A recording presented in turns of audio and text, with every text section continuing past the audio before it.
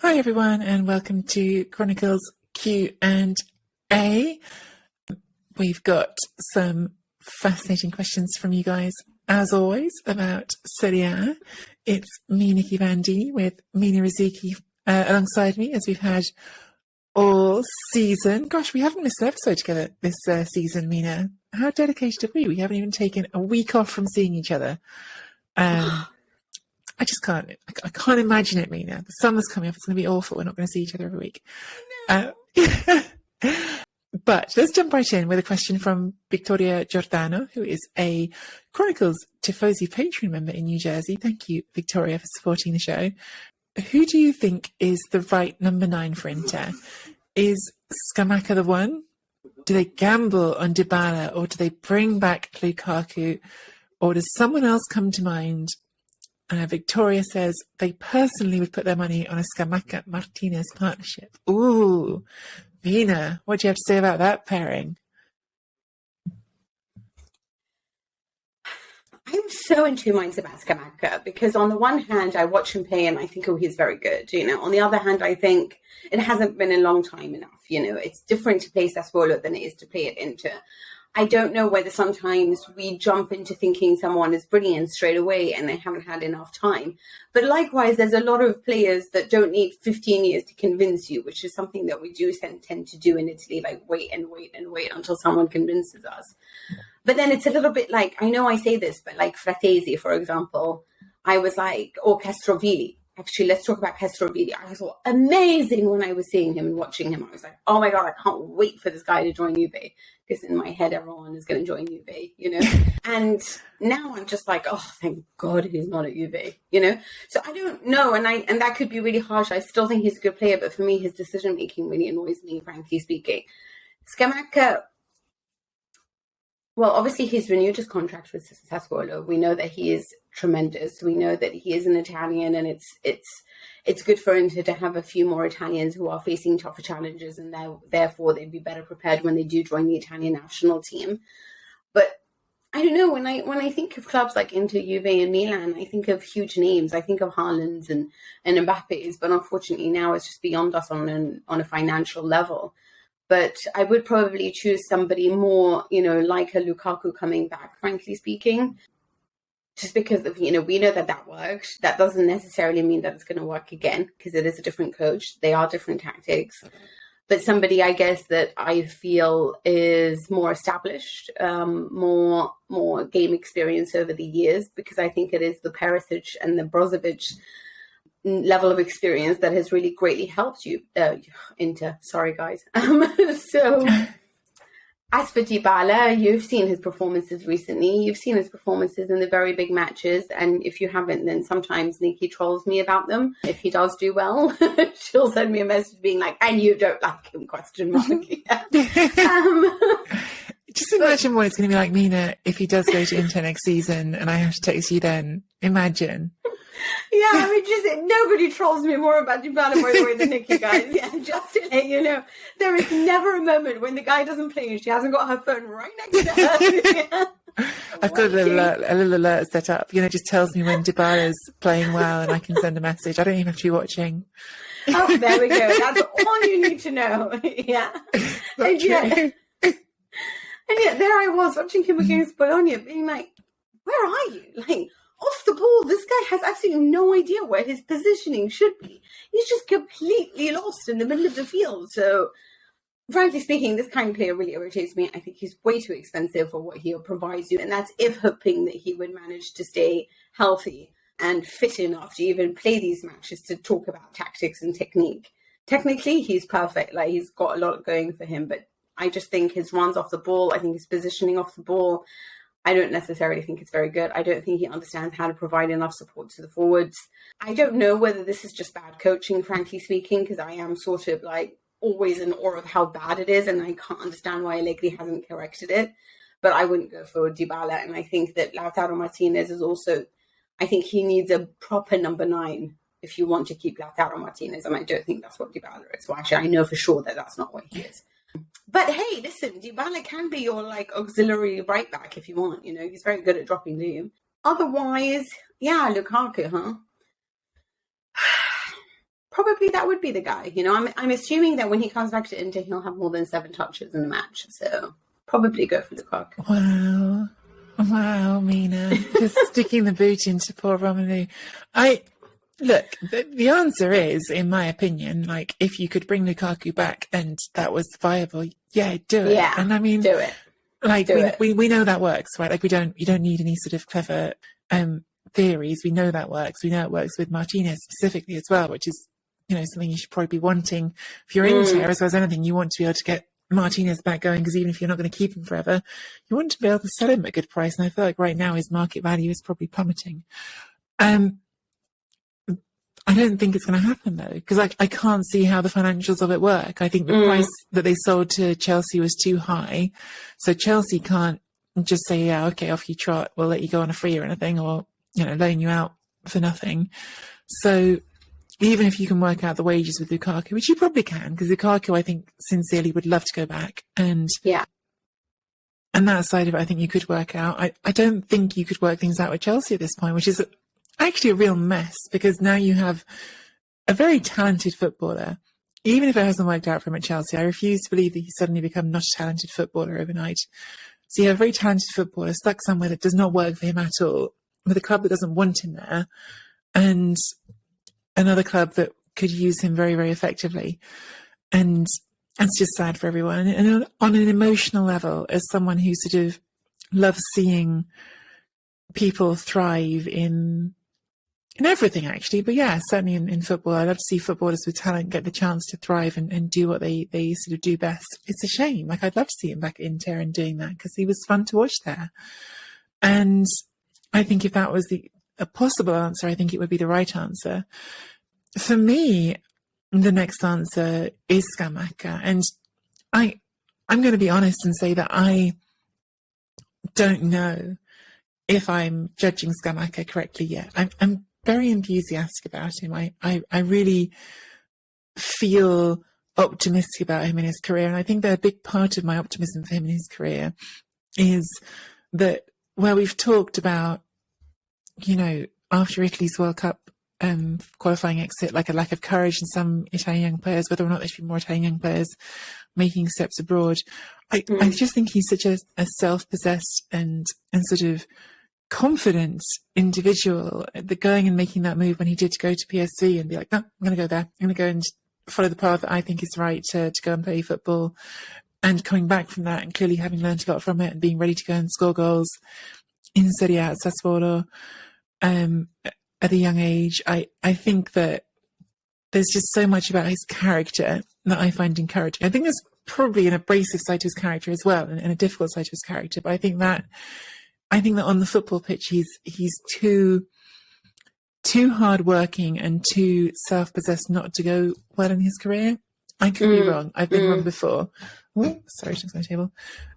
But I feel optimistic for him, and so I would love to see him go to a club like Inter and have that opportunity. Whether or not, again, that's going to happen, who knows? He's got a contract at Sassuolo now that lasts a little while, and I don't know what his plans likely short-term future is.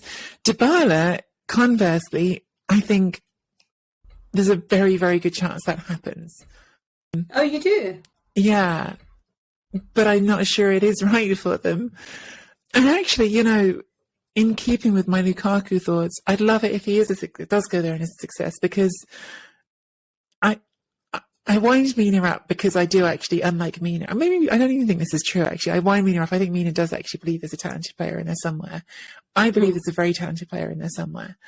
And he hasn't been for a while. And I have to say, on the surface, I don't think Inter is a good match. I don't think it's the sort of forward they need. I think they need a number 9, exactly as Mina said.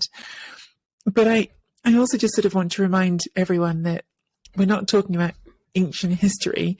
We're talking about currently, these months, there's a couple of footballers who've left Juventus and almost immediately started playing better, in Bentancur, but to a greater extent Kulusevski at Tottenham. So that's not a thing on Juventus, but just a reminder that sometimes what a footballer needs is a different context and a different setup and a different system to immediately show different things for themselves. And maybe it's going to be best wherever Dybala goes, that he's finally out of Juventus and finally has a fresh slate somewhere to see if he's got something else that he can tap into. I'm going to just point out one thing. Kulusevski was somebody that even Ibrahimovic said was a champion in the making. Kulusevski was Padma's best player. And it was clear that when the tactics are that he can run from deep and has space available to him, which you will get more when you play for a smaller team, you will do well. What you do get in the Premier League over what you get in Serie A is less congested space, a lot more space for you to run into. So he is the player that's made for the Premier League. I struggle to believe that Dybala will make that much. I almost think maybe Spain would be the better option for him for a technical player. But he also, for me, what I agree with you on Scamacca is that he bet on himself. He said, I'm going to go to PSV. He said, I'm going to believe in myself. I'm going to come back. I'm going to show loyalty to Sassuolo, extend to 2026, and then, make sure that they get some money from having invested in me as well. And I love that about him. And it is about a character there that makes the difference. I don't see that character from Dybala. I didn't see that character in the Champions League final in 2017 when we could have really done with a character there. And frankly speaking, for me, I just feel like his positioning off the ball is so tragic sometimes that he needs a coach that dedicates time for him. So if I was him, I'd probably go to Villarreal, honestly, because only I know Unai Emery who has that much time to devote to players individually. Because he does need a coach that really dedicates a lot of time for him. And frankly speaking, he's turning 29 this year. So I don't get that. But I'm sorry, I do tend to be a little bit too down on him. So, but you're right, I do see a good player in there somewhere. Mm-hmm. Okay, shall we go into the next question? The next question is our ongoing series, which we need to not make 40 minutes long this week. Yeah, I know, I just think it's really out of hand. Yeah, but this is the question that we got from Noel 3 weeks ago, by the way. And he said, when looking at Milan, Inter and Juventus, which players on each team would you keep in the starting 11 in order to seriously compete in Europe? And because our first answer... I hope Noel's enjoying these answers, because we have given Noel so much answer already for the first two. It's more than a podcast. But no, that we finally got to the week that we can talk about Juventus. So we've discussed Milan in 30 minutes or less. It's like a pizza, We should do this while waiting for a pizza delivery, Nikki. And we've done it until last week. And now it's Juventus. Which player... Now, this is going to be a difficult one because I don't actually know even which player is supposed to be there. So this is going to be a tough one because there isn't really a set 11 like there was for Inter. But do you want to take it away? Yes, well, let's go through it, Amina, and see how we do. I mean, I think when we start in goal, that's maybe one spot where there's not too much ambiguity. Wojciech Szczesny, are you happy with him as a goalkeeper for a team that's trying to compete in Europe? Yep. And I've interviewed him, and he's a really lovely chap, and he's a very good goalkeeper actually. But he's not a goalkeeper for the level that I would like Juventus to reach, and that is having a goalkeeper the likes of Alisson, Edison. So for me, I think Manyan is much better, and I don't like I don't like Handanovic necessarily, or Onana, but no, I think Szczesny is a drop below that. So I would want a Donnarumma. I would want somebody bigger than that, because I think that sometimes with Szczesny, you do have to drop a little bit deeper than you want to, because he can be fragile. Yeah, I have him a tiny bit above Handanovic at this point. I think Handanovic has been higher, but I think Handanovic at this age in his career is slipped a bit. And I think I said Handanovic for me was not good enough. I think Szczesny is right on the borderline for me. I think that I agree completely. He's not at the level of the really top European keepers you want him to be. He's not an Alisson. He's not an Edison. He's not, I agree with you, even a Mike Maignan. Do I think you can get away with a keeper at his level and compete in Europe? Yes. But I think you should be aspiring to better. And that's being hypercritical, right? Because I think he's fine. And I think he's excels in some situations. He's a great penalty saver. But overall, do I think he's the level of the top teams in Europe? Yeah, he's at the very low end of it, of that level, which still puts you above lots of keepers, by the way. But we're talking about competing in Europe, and I think he's really on the borderline for me. So if we go on to the back four, and this is where we're going to get into who is the starting back four, which I think is a really reasonable question. I think the centre-backs, we can probably say the first choice, which of course requires health and availability and the rest of it. But the centre-backs is De Ligt and Chiellini, if everyone's healthy. Okay. Or De Ligt and Bonucci. Not sure. So, or Bonucci, as well as that's why I didn't sort of just say it as an uncontested statement. What do you think? I think De Ligt is now. I think De Ligt is now the first one. Is the first name in there now? Personally, he should be. I definitely think that from the centre backs, I wouldn't change a thing except for Rugani. Maybe. I mean, if Cagliari don't like him, like that's telling you something, right? Do you wish Demiral was still there? Because he played quite well in Europe this season in a couple of games.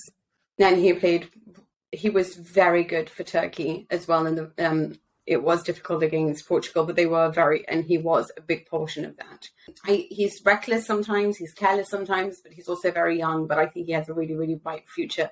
To be honest with you, this is what annoys me so much about Juventus. Is we talk about the mistakes made in the transfer market, and then we blame Allegri for a lot of it, but they let Romero go. Cristian Romero for me is a wonderful, wonderful centre back. And after you make that mistake, you then let Demiral go.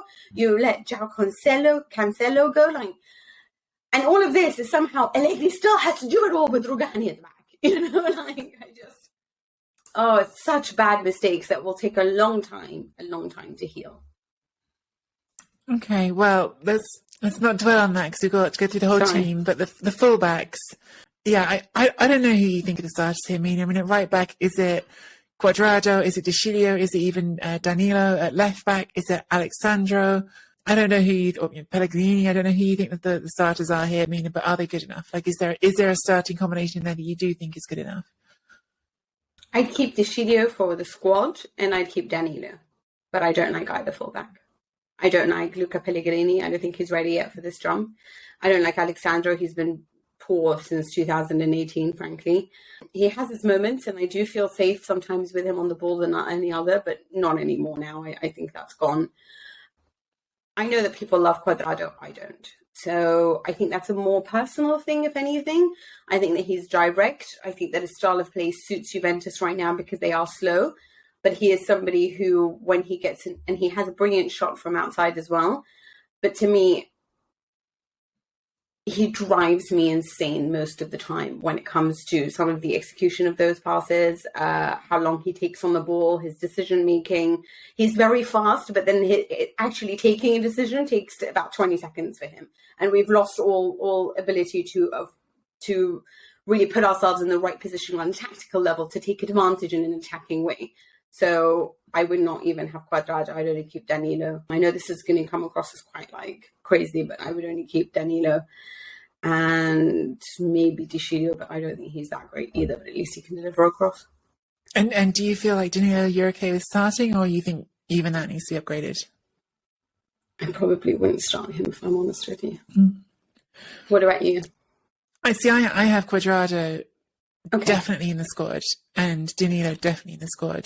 But I think the fact that we can't even name a starting selection here kind of tells you everything that you need to know. Like that we haven't got a clarity of the starters. And the question with I don't know if this is actually Noel's original email or if this is sort of emphasis our take on it. added on ourselves to remind ourselves what we're discussing. But on the run sheet that I'm reading, we've got starting 11 highlighted in bold, and I'm not sure if I feel particularly good about any of those in my starting 11 in the Champions League. Not just to be in the Champions League, we're talking about competing to try and win these things. So upgrades at fullback definitely required.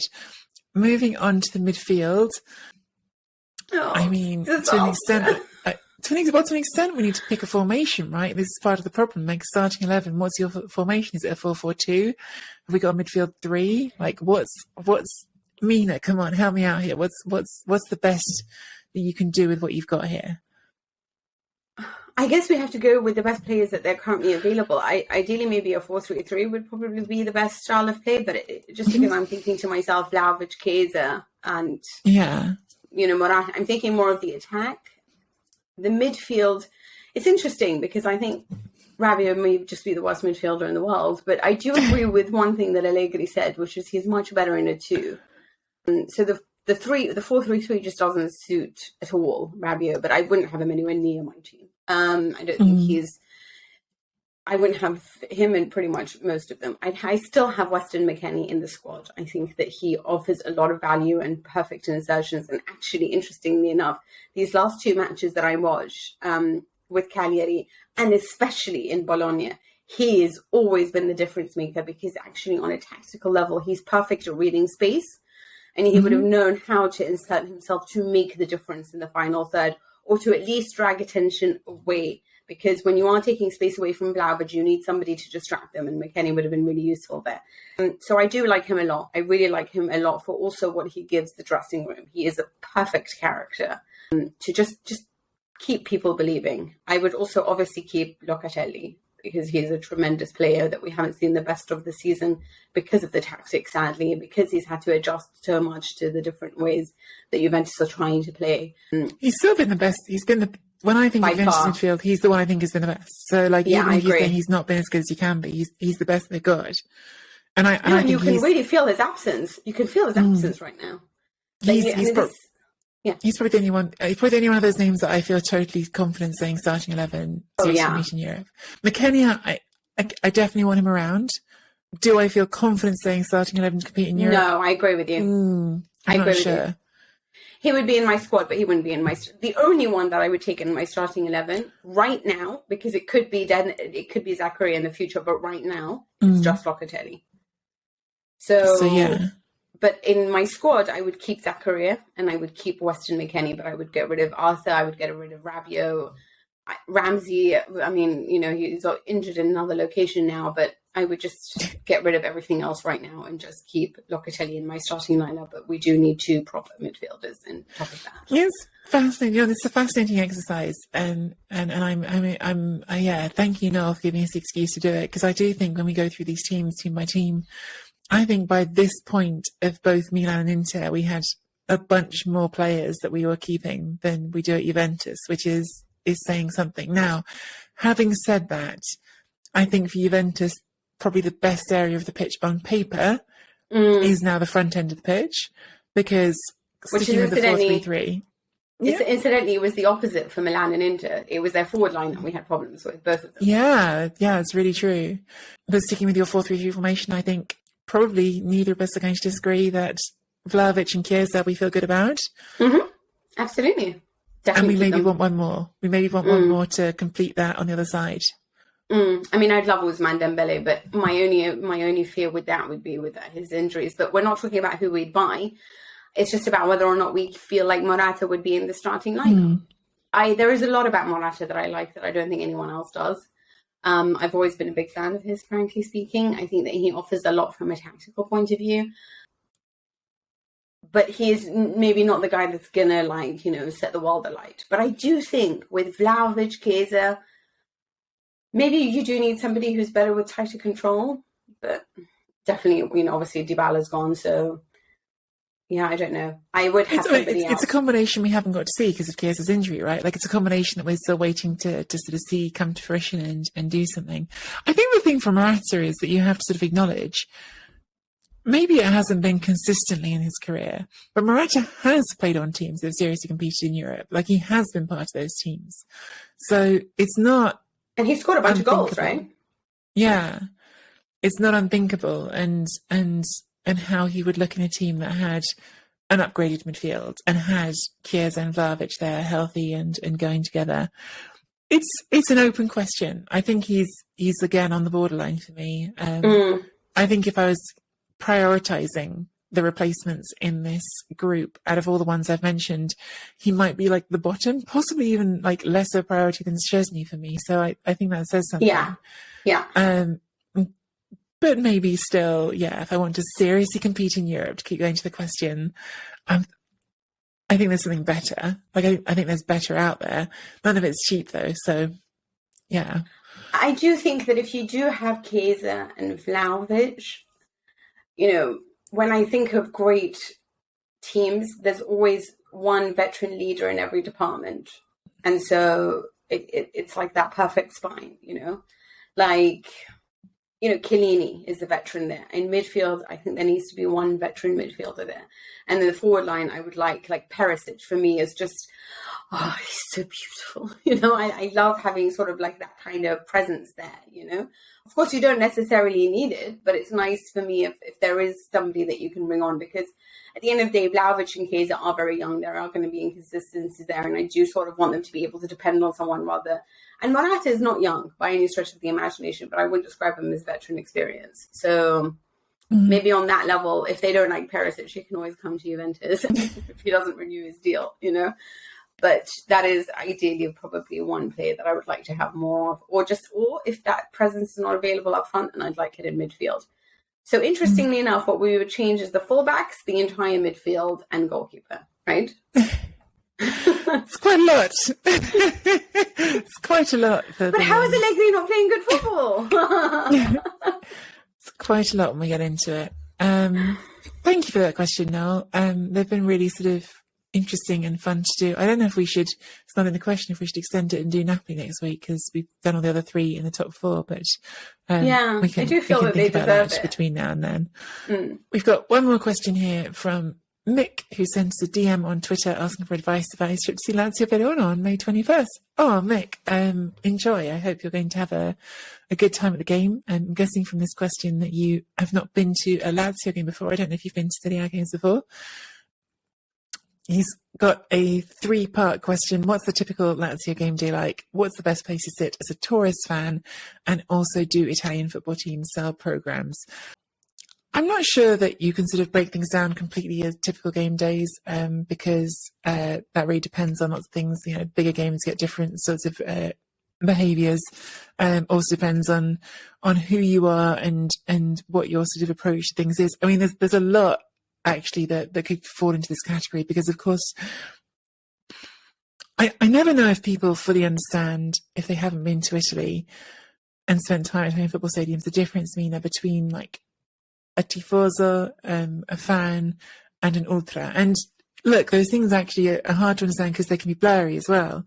I've spoken to people in sort of ultra groups before. They said, no, well, I'm not an ultra anymore. I used to be, and I got older, I just became a tifoso.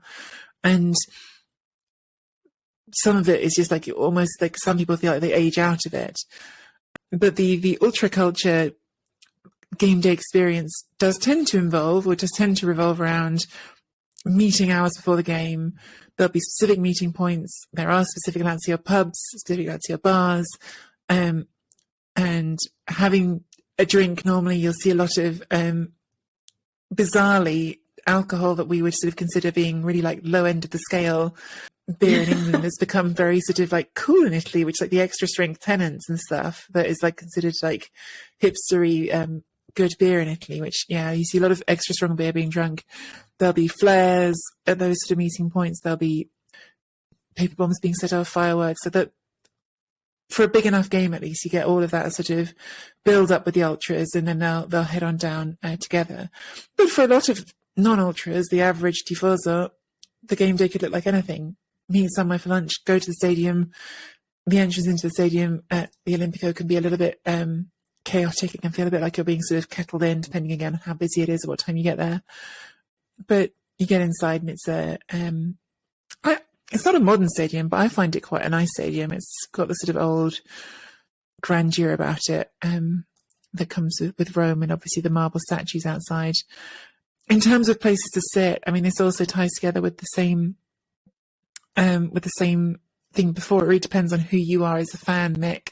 If you are confident in, first of all, you're Italian, but also you're confident speaking to Romans and speaking to football supporters who might have, some edge to them, then you can be a bit braver. If you are someone who is more worried about that stuff, then you can play it safer. And Mina was saying before, like, there's a line here between men and women, isn't there? Like, I agree with you, like where you're going to feel confident going as someone who doesn't know if they're going to fit in. And I think I would always recommend people to err on the side of caution. Both Lazio and Verona do have elements of their fan bases that are quite rough and that you need to be careful around. So the safe option is the Monte Mario. Monte Mario is where the Tribuna Stampa is. It's where the media sit, and you can get tickets easily normally, and they will be not the cheapest, but they'll be nice view. You get a nice sideline view. You'll be comfortable. You'll have a nice time. If you want to sit closer to the Curva, you could aim for the Distinti Nord, but be aware, like that isn't, things happen there, right? People have been attacked in places like that. People do get themselves in situations they might want to avoid. So you need to be really careful and feel confident, I would say, going there. And probably I would feel a lot better for you in that situation if you know someone from Rome, if you know someone to go with who will make you sort of more aware of etiquette and all of that sort of thing. But I've just said all that as sort of like precautions, but don't like over worry either. Like if you, especially if you're going to go sit in the Monte Mario, you'll be absolutely fine. Like if you're going to, even the Tribuna Tevere as well, which is the other side to the Monte Mario, that's kind of the area again for tifosi rather than from the ultras. You'll be fine. You'll be absolutely fine. So I don't want to over worry you either, but just be aware. Like just, really depends on, again, your confidence in football stadiums and being places. But be aware that there is an element, as there is in lots of stadiums all around Europe, not just in Italy, that is a bit rougher, really. Sorry, Mina, I just basically answered that question a lot myself. I don't know if there's things you wanted to add. No, I think you're better actually. You're better versed when it comes to describing that. I was going to... Basically, what I can say to you is that I've done it more from like a European level. I've been to Turkish games, Spanish games. I started actually my career talking about Spain a lot more than I did a bit. I was just an Italian football fan, but not necessarily an Italian football journalist. So a lot of the time I was reporting on Spanish games in the beginning. And there is a difference when it comes to watching Italian football in the stadium than it is to watch an English game. Or I'll be honest, the first stadium I ever went to in England was Craven Cottage. It's such a lovely place to watch a football game. It's one of the nicest places. Yeah. It is like going for a Sunday roast. Yeah. Yeah. It was incredibly friendly. It was so like nicely middle class. Nobody swore. Yeah. It was very like, oh darling, it was very polite English, And I just thought, God, this is great. Like whatever what my dad was scared about. My dad used to always sort of like accompany me to these things because he used to be terrified. And I thought, this is really nice. The only place I've ever had a sort of, hand on heart moments, I've actually been in Stamford Bridge. But I'm not going to lie, going to Italy, but Italy, you have to understand, I'm a girl that's a little bit of gets terrified pretty quickly, So I have been scared. It's a lot of fun. And not that I'm trying to glorify anything, but it was a lot of fun to go to Milan and to San Siro when it was Fossa de Leoni, their ultras at the time that were just very hardcore.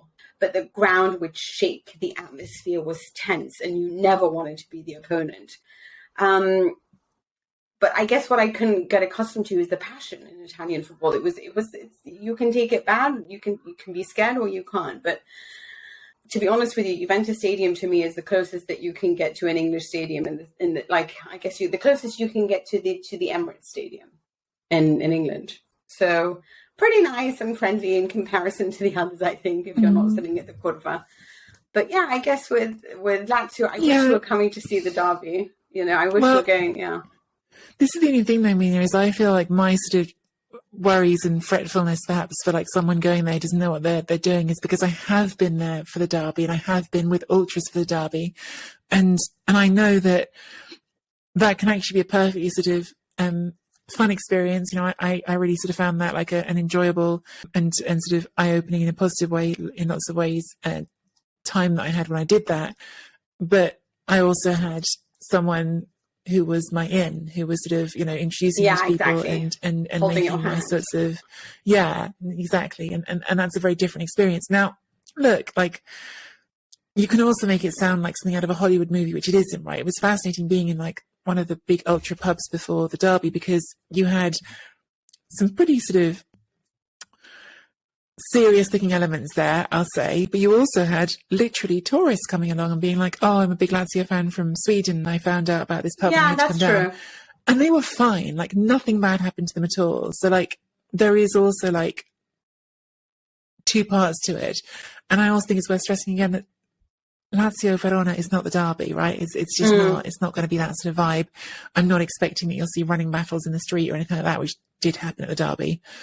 But I just think I always want to sort of stress to people that, like, Italian football stadiums are, like, 99.9% of the time you're going to be fine, have a nice time. But there is an element there that you just need to be a little bit, like, aware of, that there are some people in those stadiums, same as football stadiums all over the world, that you need to be a bit more aware of. And I think that where you choose to sit in the stadium maybe should reflect, like, who you are and, like, how confident you are in navigating new situations like that, and who you're with. Because I think that if you just want to go and enjoy the game, you'll have a really nice time sitting in the Monte Mario, and you'll be comfortable, and you'll still get all of the sort of atmosphere. Because trust me, I've sat there when things kick off in the Curva, you still feel it in the middle of the stadium. It is loud, so you won't miss out on anything by being there, in my opinion. No, exactly. And it also depends as well sometimes who your coach is, because Verona have had some coaches in the past, and when they were playing in their own stadium, that I wouldn't go to that match, personally speaking. But there's a part of me that's like wishes that you went to see the derby, and a part of me that just thinks maybe it's too much, or it's the first time.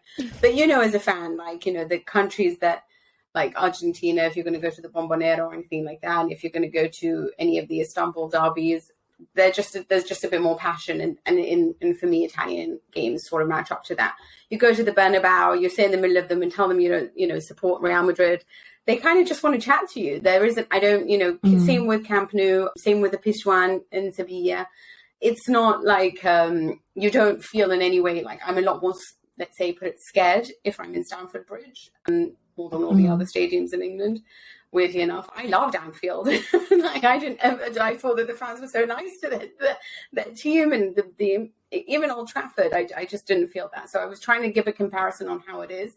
But I think in Italy, Turkey, maybe Argentina, I'd say not even Brazil, those are the ones that just have a bit more passion. So if you are the type to get slightly offended if you hear bad chat, you're going to hear a lot. So yeah. Last recommendation for this is, if you are wanting to see a bit of sort of pre-game experience, my recommendation, Ponte Milvio. You'll definitely see fans congregating there before the game. It's one of the bridges over the Tiber, the Tevere, on the way up there. And there's a place called Trapizzino. I might be able to date on this, but I think it's still there, and I think it's still pretty good. Sandwiches and some fun Roman style, but like modern sandwiches. If you're game for it, I'm pretty sure they do one with tripe. I personally can't stand tripe, but some people love it, and it's a very Roman thing. So depending how brave you're feeling, Mick, that's a place you can go for a bit of pre-game. You'll see some fans there for sure, and a pre-game snack. We hope you enjoy it. Thank you so much for your question, Mick, to Noel, to Victoria. Thank you for all your questions, and keep them coming. We hope you enjoyed the Serie A Chronicles Q&A. Get your questions in on Twitter for next week Chronicles Q&A at Serie A Chronpod with the hashtag Chronicles Q&A, or via the website. Check out our website at serieachronicles.com and click the Chronicles Tifosi button to join our Patreon community, where you'll get access to exclusive episodes and bonus content. All new Serie A Chronicles Patreon fees for the month of April will be donated to Omedet Children's Hospital in Kiev, the biggest children's hospital in Ukraine, which is doing amazing work treating Ukrainian children injured by military fighting, including shrapnel and gunshot wounds, as well as continuing treatment for life-threatening illnesses. Read about the hospital via the link in the show notes. Or to support the show with a one-time tip, you'll also find the button on the website to take you there. You can also, of course, find us on Twitter and argue with us if you like, or be nice to us, however you choose. Please make it nice. At Mickey Bandini, at Mina Rizuki. I start to feel sometimes the toxicity of Twitter. Or subscribe to the Serie A Chronicles YouTube channel, where you'll get access to videos of the show. Thank you so much. Guys, you have to be nice to Mina on Twitter, because she's got toxic WhatsApps from me coming in all the time. God, yeah, you and now you know what I have to deal with, okay? That's just one Twitter conversation, one WhatsApp conversation. Anyway, Thanks for listening, guys. Hope you're nice to me on social media, and we'll catch you on the next show. Ciao.